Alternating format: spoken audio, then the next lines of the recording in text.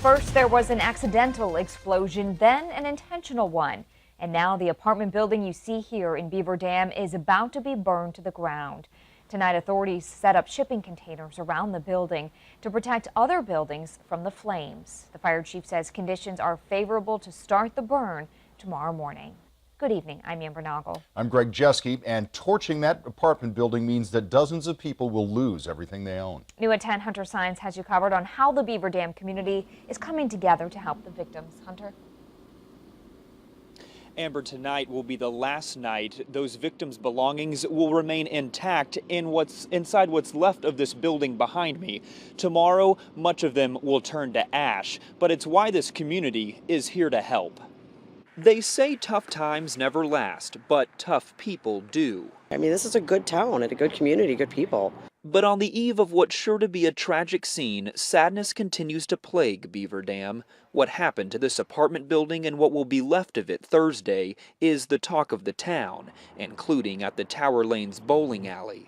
As I'd heard, one lady lost her son's ashes. They're still there and she's not able to obtain them. Just the feeling of that would just be awful. Some things aren't replaceable, but still difficult times often bring out the best in people. Some of the worst things in our lives have happened here, but some really great stuff has happened because of it. Ben Nelson is the store manager for the St. Vincent de Paul thrift store in town.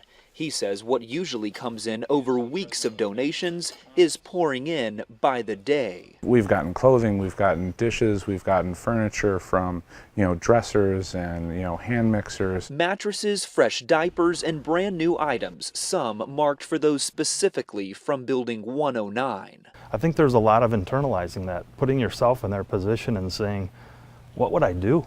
It's why John Lighting says people in the Beaver Dam community are helping their neighbors, thinking of just about everything. People have dropped off pet food, something we might not think of, but there's several of the residents that have pets. And community members knowing the struggles that lie ahead for 15 families, but vowing they'll be there to lend a hand. That's what Beaver Dammers are always like. That's what we do. We try to keep together and help each other in time of need.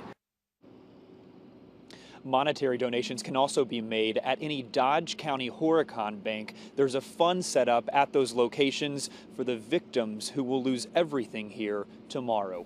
Reporting live from Beaver Dam, Hunter Science 27 News. And our crews will be there as well tomorrow. Thanks, Hunter. Roads around the apartment building will be closed starting at 9 tomorrow morning. Those are in red on this map.